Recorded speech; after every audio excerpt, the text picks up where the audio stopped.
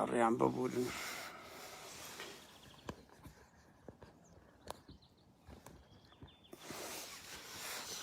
ببورن هاوڕێیان بەخێر بێن. داوای لێبوردن دەکەم کە من لە دەرەوە قسە و باز دەکەم لە دەرەوەی ئیرادەی خۆمە، لە دەرەوەی ئیرادەی خۆمە ناتوانم لە ژوورەوەندە قسە و باز بکەم.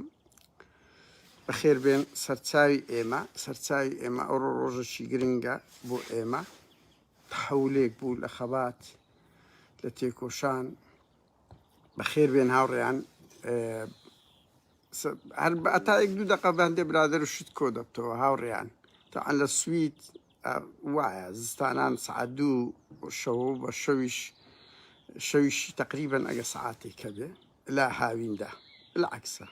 سەتە سعاتێکی تریش ڕۆژدا ئەوەیە. بەس من کە لێرەم کرد بڕوا بکەن لەبەر ئەوی ناتوانم لە ژوورەوە قسە و باس بکەم. دەنگ چۆنە هاوڕێیان؟ دەنگ باشە؟ ئەرێ دەنگ باشە یان کەمێک بێمە پێش. حاڵەتێک دەبایە لە کاگرەنزەر گڕاوی پێکەوە بیکەین. ئەویش کاگرەنزەر حاڵەتێکی بواتە پێش من پێم نەکرا. بەخێر بێن. سەرچاوی ئێمە هاوڕێیان، سەرچاوی ئێمە ئەوەی ئەوڕۆ ڕوویدا تحولێکی زۆر گەورەیە. پیرۆزبایی دەکەین، هەستاندا قسە و باز دەکەین لەسەر ئەو بابەتە. زەوەکەش قسە ساردە. بەخێر بێن. ئاوڕێیان وێنەیەک بڵاو بوویتەوە کە مەسرور بارزانی نیشان دەدا لە ئەوەی هێلکەی لێدرایە. پارتیەکان زۆر ڕکلامی ئەویان کرد یەک وایە ئەو فۆتۆشۆپ و سزا دەدرێ، بەڵام وانە من ئەزانم چێگرتوێتی هەرەوەندە دەتوانم بڵێم هیچ مەترسم. ئۆرژیناڵە، بەڵام پارتی هەر ئەمڕۆ دوو شکایەتی لە ئێمە کردیە. تەوهینمان پێکردینە و ئەگەر هێو پەزەی ئێمە شکایەتی زۆری لێ بکرێتن، پارتی و مەسرور بارزانی هەموو تاقی خۆی ئەو دوسێ ڕۆژە دەخاتە سەر کەوەی ئەو ڤیددیوانە بڵاونەوە. بەس تازە هەموو خەڵک دیتی. یعنی من دەمەوەیەک حاڵەتی کەش بڵێم. بەخێر بێ ناوڕێیان. سەرچاوی ئێمە لە هەر شوێنەکەن بە هەر سەرنج و کۆمنت و لایکێک دەکەن، بەس بە هیوان بە ڕێزەوە گفتوگۆ بکەین. هاوڕێیان چەند ساڵە مەسرور بارزانی بەتایبەتی پارتی هاک دەکەن، کۆن ماڵپەڕەکان تەشویشیان دەخستە سەر ئیزاعات و تەلەڤیزیۆنەکان، دوای ئەوە هاتنە سەر ماڵپەڕەکان، دوای هاتنە سەر ئەوە. دەنجی ئازادیان پێقەپات نەکرا، دەنجی ئازاد بەردەوام بوو. بەس ئەمن 4 پەیج و ئەکاونتم فەوتایە تا ئێستاکە. بەس ئەمن 4 پەیج و ئەکاونتم لێ فەوتایە. بەس دەنجی من ئەوە نەبووی. قەپاتی کە دوای یەک مانجیکە بە هەمان گوژم و تیژ دێنەوە ناو مەیدانەکە. بۆیە ئەو واز لەو ئوسلوبانە بێنن و ئەگەر بیکەن چەندە دەیکەن ئەمە تووڕەتر دەبین، دەست بۆ چەک و کاریگەری کارتی بەهێزتر دەبین. کاچی من 50 ئیزاع و تەلەڤیزیۆن تێ چ لە ئەوەی دەترسی؟ لە پەیجێک لە ماڵپەڕێک لە ئەکاونتێک دەترسێن. بەردەوام شکایەت دەکەن کەەوە دەڵێم هاوڕێن دەستیان بە شکایەت کردەوە. بەجددی ینی شکایەت بکرێ یەکەم پۆست لایڤمان شتێکی زۆر ئابڕووبەرانە دەبێت لە سەریان. هاوڕێیان بەخێر بێن با کەمە قسە و باسکەین. هاوڕێنەوەی ئەوڕۆ ڕوویدا قەبزە بوو لە خەباتی چەند کەسێکەوە کە 14-15 ساڵ ئەمە لە ئەوروپای خەباتی بۆ دەکەین کە پرۆتستۆی مەدەنی ناڕەزایەتی ڕوبەڕووی بەرپرسەکان بکەینەوە بەرەو ڕێخستن ڕۆی بەرەو ئاستەک ڕۆی دەتوانین بەلای کەم برین. ئەو ڕۆ 150 و 200 کەس کەمتر نەبوو ئەوی لەندەن و ئاستی ناڕەزایەتیوان بەقەت هەر 15 ساڵی هەموو خەباتەکانی کە بووە، مەگەر بەس لەوەی ئەڵمانیان 2017 چوونە سە سیارەی نێچیر و قوبات تاڵەبانی، مەگەر بەس هیچ ناڕەزایەتێک بەقەت ناڕەزایەتی ئەوڕۆ ئەو گەنجە بوێرانەی لەند بەریتانیا بەگشتی چکووەوە لە چەند شار و شارۆچکەیەک خۆیان کردبووە خربوونەوە، هیچ ناڕەزایەتێک ئەو ئاستەی وەرنەگرتیە. و ئەمن زۆرم پێسەیرە مەسرور بارزانی دەستگای پاراستنی هەیە، دەستگای ئەمنی هەیە، ئەوەندە ساویلکەیە دێتە وڵاتە کە سڕ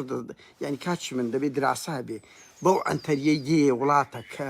لە ئەوروپای هاوڕێیان لای ئێمە لە ئەوروپا قورسترین و يعني بەهێزترین ئۆپۆزیسیۆن و ڕادیکالترین و گەنجترین خەڵکە ڕەخنەگرەکان لە بەریتانیا خڕبووینەتەوە کە لە چاوی کە لە ئاگر ناگەڕێنەوە. مەسرور بارزانی زۆر بە کەڵەگایی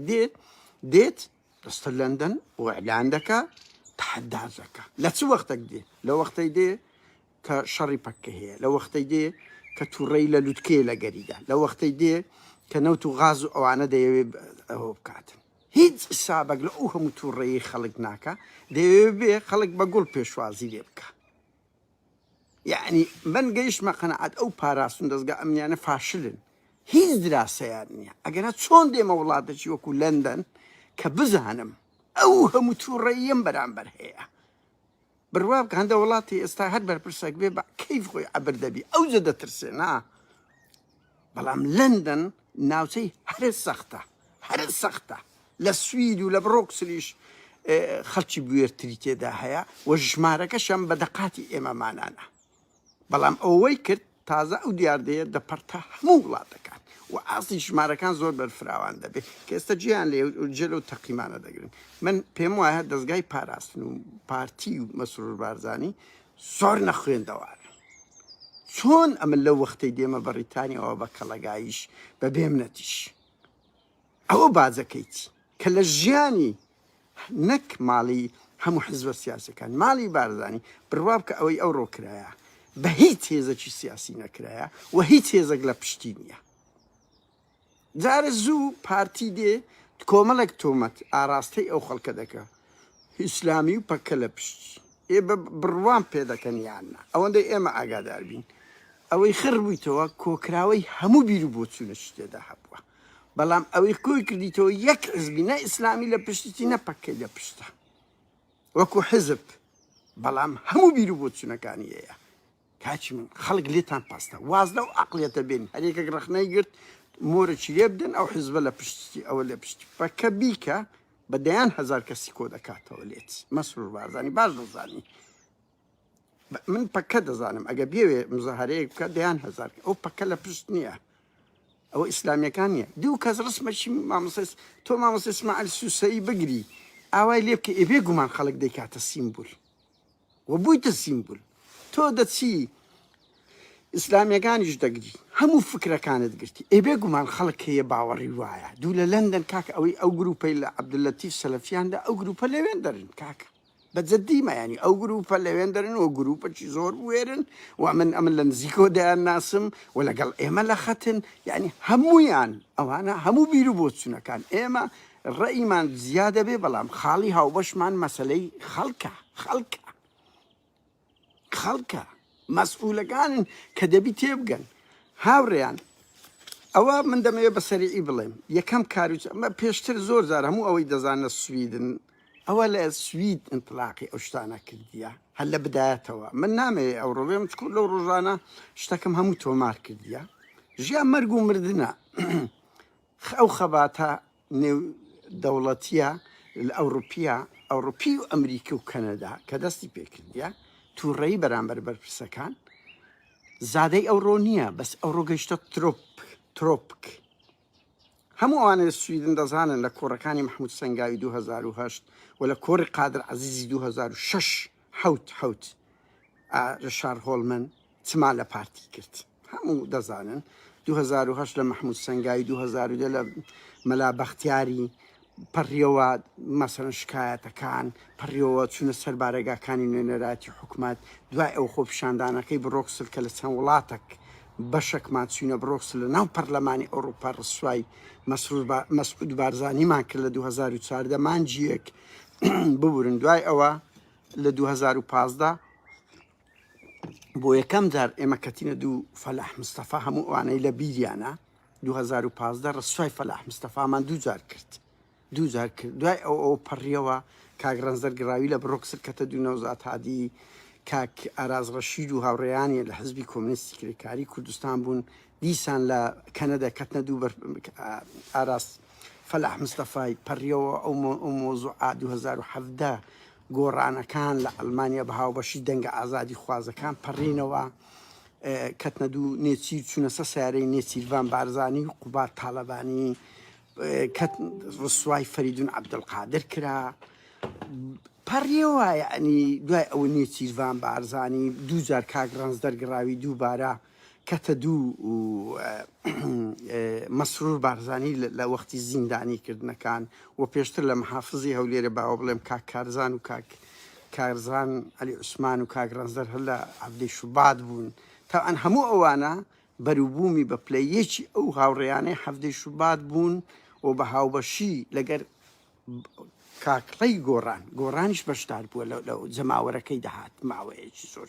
لەگەڵمان بووە حزبی کۆمەنیست بووە هەموو لایەک کۆ دەبووینەوە ئەو خۆپیشاندانە نەمان ڕێگەی خستیە بەس ئەفراد بووین چەند کەسێک دەبووین ئەوەی ئەو ڕۆلەندەن تحولە پازدانە لە دوو حاڵەت یەک لە ژمارە دوو لەوەی کە بەرەو ڕێخستنێکی زۆر گەورە دەڕوە وات زۆر ڕادیکاڵانە بوون ئەو جارە زۆر ڕادیکاڵانە بوون بۆیە ئەوە شتێکی دڵخۆشکەرە و من دڵنیام تازە هێز نییە هەمومان دابنیشین ئەو گروپانەی کە لە سەرەتاوە دەستمان پێگردیە تەواو تازە سکی خۆی وەگرت ئەو خەڵکە دەیکا کە ئەمن چاوی یەکە بە یەکەیان ماز دەکەم هاوڕێیان ئەو دەسەڵاتە 31 ساڵە خەڵک یادداشت دەدا نامە دەدا دەپاڕێتەوە خەباتی مەدەنی دەکە گوێ لە کەس ڕناکری وەرە بڕۆ سیرکە گوێ لە کەس ڕناکری بۆیە ناچاریە خەڵک دێتن ئەو شێوە خەباتەی دەکە هیچ موئامەرەشی لە سەنیەکە وەک مەسرور بارزانی ئاماژەی پێ دەکەم و ئامەرەیە و ئەو حزبە لە پشت خەڵک تووڕێە لە کوردستان بوارنێ خەڵک دێ لێرە تەفریقی تووڕێیەکانی خۆی دەکە کاچی منەت و بچی منەتی یەک دەوڵەت نازانی منەتی ئەو دەزیندانیانی بادینان و هەولێر لە کوردستان بە کەیف خۆتان تاڵانی دەکەن ژیانەکتان کوردستانتان وێران کردیە ئەو هەموو منداڵانەتان دەینە پێش ئەو هەموو ئافرەتە لەش فرۆشە بە شەوێک من باسیشم کردزارەکەی ترک ئەو ڕێباز گەردی بەمنی و دوتی ژنمان هەبوو بەیەک شەو 10 ملیۆن دۆلاری بەدەستینایە کەسی بەدەیان و 100,000 گەنجی کورد 2000 لە جیرفان نییە ئێستا قسە دەکەم بێگومان خەڵک تووڕێیەیە و ئەو خەڵکە هەمومان ئەمە هاتینە دەرەوە لە تووڕێی ئێوە هاتینە دەرەوە تەماشای ئەحمەد مەلا ئەوە لۆگۆی مەلا مستەفای پێوەیان ئی پارتی بزان چ جوونەی دەدا من هاوڕێیان یەک لەمە دووە یەک جوونی پارتیەکان فرێ نادەم لە بۆ ئەوی خەڵک بزانی بڕۆنە سەیری هەموو ئەوانە جوون بە دایک خوشی ئێمە دەدەن لۆگۆی مەسرور مەلا مستەفایان لەکنە نزمترین ئاستن ئێستا ئێمە ئەو قسانە بکەین و دەزان ئەوەیە یاوەزان تووڕە دەبین بەوەی هەتا سبینێ ئەو جوێنانە بدا ئینتیقا ئەو ئوسلوبەی دەیکەی وا دەکەی ئێمە کاردانەوەمان تونتر بی هاوڕێیان مەسرور بارزانی لە دەستە خۆتی ئەو تووڕێیانی خەڵک کەم کاتەوە لە بەردەستی خۆیتی ئەگەر ڕاست دەکە خەڵک خواخوای دیتنی مەسئولەکی کوردی بوو هەمووتان دەزان لە هەشتاکان ڕسمیان لەگە بگرن خۆیان فیدای کرد بەس دەیان 1000 گەنجی کرد خۆی فیدای ئەو مەسئولانە دەکرد لۆ ئێستا هێرکەی لێ دەدرێ ناپرسی مەسرور بارزانی ناپرسی ئەو خەڵکە ئەنفال کرا چیمیا باران کرا لای ئاسایی بوو لە پێناوی ئەوانە لە ئەوەی وانە بەڵام ئێستاکە ئەو تووڕێیە دەگاتە ئەو دەرەزەی لەو ئەوروپایی یعنی قەیسەری لە مەسرور بارزانی دەبتەکونە مشک لۆی لێ دێ خەڵک تووڕێیە لە جیاتی ئەوەی بێ ئێستا من دڵنیام ئەو دیچمان دارێ زوو دەستیان بۆی کرد وەڵا شوان ئازاد منداڵی لاقە کردیە باشە خۆ ئەوە لێدوانی ڕێبەر ئەحمەد هەیە دەرێ ئەو کوڕە توندوتی ئەوە خەڵکی هەندەیە لۆ تەحریس نازانم چیان تا ڕاز دەکەن ئەو ئوسلوبانە تەرککەن کاچی من عیب بکەن شەرم بکەن ئێوە حکوومەتن تخوا معقول هەریەک ئەوە دەبی تۆمەتەی ئەخلاقی دەبینەوە سیخوڕی وڵاتەشی دەکەن لە کاتێکدا ئەو تومەتی ئەخلاقی ئەو سیخوڕی ئەو وڵاتانە وەڵڵه لە بەرەنگۆ بە بەرەمە ناکەوی ئیکاکە تا حزبەکی کرێگرتە هەبی ئیلۆ دێن لەگەڵ ئەمە قسە دەکەن بەجددیمە ینی ئیطلاعاتمی تەتا ئەنگۆ هەب لۆ دێن لەگەر ئێمە مانا قسە دەگەن بەجددی بێ ئەخلاقیەتی کۆمەڵایەتی ئەگەما سەرەکەی هەر بدەینەوە ئی مەسئولە هەرە باڵاکانتان لە ژن و پیاو بەدەیان ئەڵقەتەواو نابیتن چ دێنە ئەو ئوسلوبانە لەگەڵ ئێمەمانان فرێ دەدەن لەگەر هەموو ئەو چالاکوان و ئازادی خوازانە شەرم لە خۆتان بکەن وەرن وەکو دەوڵەتەک وەکو حکوومەتەک بزانە مەسرور بارزانی خەلەلەکە لە چێن دەردایە گەنجی کورد ئاوە دێ کە خەونی بە حکوومەتێکی هەرێم دەدیت ئەو ڕودێ بە سەدان هێلکەیای لە سیارەی دەدا ریسک بە حیاتی خۆی دەکا خراوڕیان ئەگە توندوتیژیەک بکرێتن ئەوانە دەدرێنە دادگا بنمونە ناویان ڕەش دەبی ئیلا ئیلا ئاخیری بۆ دێوە دەکا بۆ دێ ریسک بە حیاتی خۆی دێ دژی ئەوە بۆ ئەردوغان ناکە بۆ تو دەکە مەسرور بارزان لە باتی ئەوی بێ لێ بکۆڵیەوە بری لۆ گەنجی کورد لۆ لەم تووڕەیە یەکسەر ئێستا بیر لەوە دەکا کو ئینتقام لەوەی بکاتەوە کو ملیوەی بشێنی کو ئەوەی بکە هەر ئەوە لە مێشیاندا هەر ئەوە لە کاتێک دەکاچی من هە زۆر بەسیتە وەرە کۆمەڵک ئینجازات بکە کۆمەڵک گۆڕانکاری بکە لە عەقڵی خۆت لە دیکتاتۆریەتی خۆت لە زیندانی بادینان لە هێورکردنەوەی خەڵک ئەو خەڵکە هێور دەبتەوە خۆ کاچی من خۆمە دوژمنکاریمان لەگەر هیچ یەک لەوانە نییە من ئەڵێم لە هەشتاکان با بڵێم وێنەیەکی تاڵەبانی ئامادە بووم خۆمی لەسەر بە کوشتن بدەم وێنەیەکی مەلا مستەفا لە هەفتاکان ئامادە بووم بژژیم کە گەنج بووین بەس لۆ ئێستاوەمان لێ هاتیە نەفرەت لێتان دەکەین ئێمە کێشەمان سیستەمە کێشەمان مەسرور بارزانی قوباد و لاور و پاڤێل نییە هاوڕێیان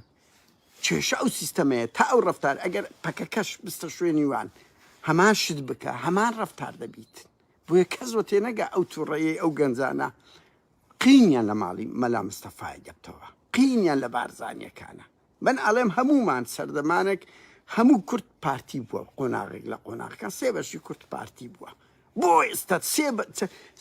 سەتان و هەتی ڕقی لە پارتی دەبتەوە بە پارتیەکانی ناوە خۆشیان مەسرور و مەسعود بارزان دەبی ئەوەی لێک بدەنەوە ئەو تووڕەیە لە چه هەڵقوڵایە لە بڕی ئەوەی بێ ملیۆی بشتێنی تۆمەتێکی ئەخلاقی بابار عیب کەن عیب حکومت بۆ ئەوەندە ئاسنزمبی بەیان نامەکتانە سە کسێکی دەرکرد لاقی هەیە هەر یەکێک دوو نەقتان لێ دەگری ئەوە لاقەی منداڵی کردیە بەجددیمە دەیان ڤیدیۆ هەیە دەیان دەنگەیە ئێوە ئەگەر بڵاو بکەینەوە فڕێ بدەینەوە بۆیە شەرم لە خۆتان بکەن کەمەک بیر بکەنەوە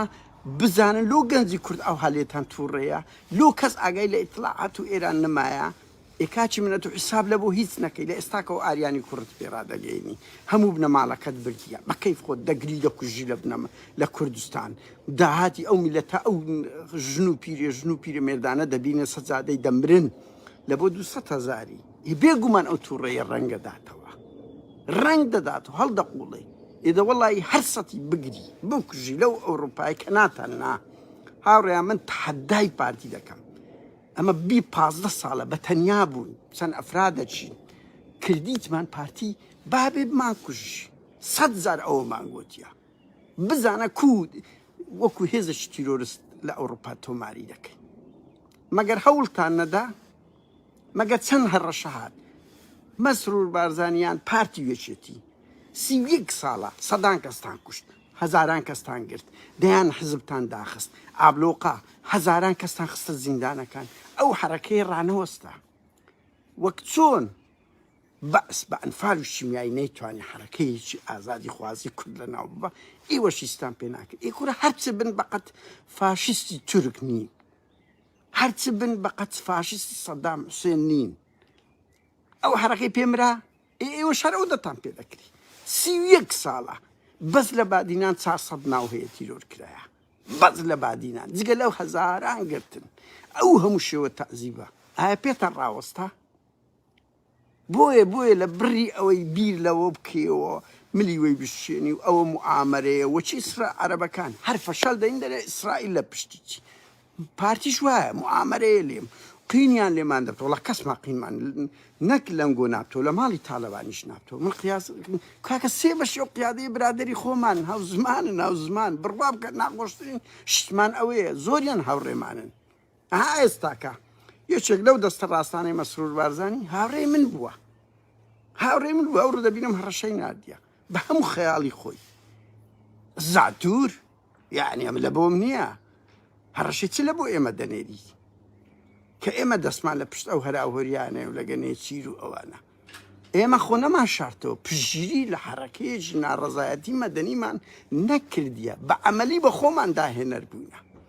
و بەردەوامیش دەبین نەک لەسەر مەسروری لەسەر ماڵی بارزانانی هەرچی مەسئولمان کەتە بەردەستی لەس ڕەخنەمان لێگرتیە ئیدانەمان کردیە ڕووبڕوو یانی خۆ پێویست ناکە تاقیب بکەن وەڵا ئەوانە لە پشتن و ئەوانە هان دەدەن و ئەوەنە خەڵکە کاکە لێتان تووڕێیە سەردەمانێک مەجموعەیەک بوون ئێستا بووە سەدا سەردەمانێک ئەفراد بوو ئێستا بەرەو ڕێخستن دەڕوە سەردەمانێک زۆر بەهێدی بوو ئێستا تووڕێی خەڵکەوە دەبی بۆ ئێوە دەزان بە کەیف خۆتان دەتوانن ئەو شەقامە باژۆن کەسێک نەبی پێتان برێ ستۆپ داهاتی ئەو میلەتەی هەموو لە خۆتان ببەن خەڵک بگری بکوژی چاردەوروبەری هاوڕێکانی ئێمە بگری ئێبێ گومان تونتر دەبین ئەوە کاردانەوەیە کاردانەوەی ڕەفتارەکانی خۆتانە کەس قینی لێتان نییە کە ئەوەندە دەڕێن قینە و معامەرێ و هەر ناوێرن برێن میتە یانێ تڵعات لە پشتی هاوڕێیان من هەر ویستمەوە بڵێم ئەوەی ڕوو دەدات حەولەکی زۆر گەورەیە و ڕاناوەستی ئەو دڕنیا بن هەر هەموو ئەوانە و ئەگەر بوار هەبێ بڕوا بکەن ئەوەی لە هەولێرێک لە لەندەن کرایە وە پێشترە چەند وڵاتەشکەی ئەوروپی کرایە لە ناو بارزان ڕوو دەدا لە ناو دەباشان ڕوو دەدا ئەگەر ئەو هەناسە دیموکراسیەتەکە هەبی تووڕەیی خەڵک ئێوە تا ئێستاس پێ ناکەن خەڵک شەهادە بە سەددامدا هەبا خەڵک شەهادە بەو عزبی بەحسە دەباتن کە کوردی ئەنفال و کیمیایی کردیە خەڵک نەفرەتتان لێ دەکا تەمەنای ئەو چرکەیە دەکە لە بەرچاویان ون بن هیچ جێتان لێ نییە هیچ نازانم راپۆرتان پێناگەیان فشتان بۆ میلەتە دێ وە تێدەگەن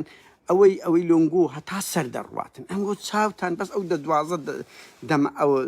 ئەو دەدوازدە کەسەی چاردەور کە چەپڵەتان و لێدەن ئەو جاش قەلەمانەی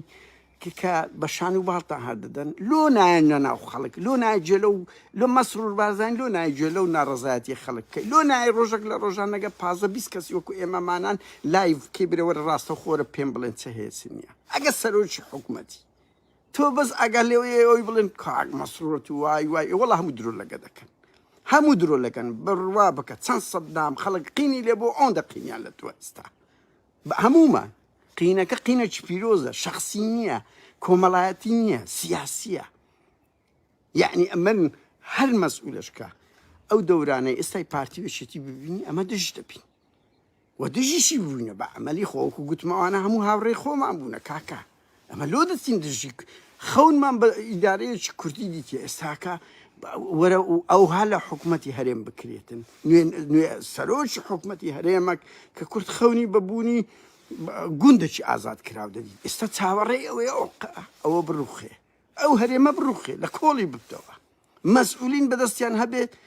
یعنی دایاندانە دادگا هەیە بڕوا بکە هەیە ڕەنگی لەو ئەوروپای لێشیان بتە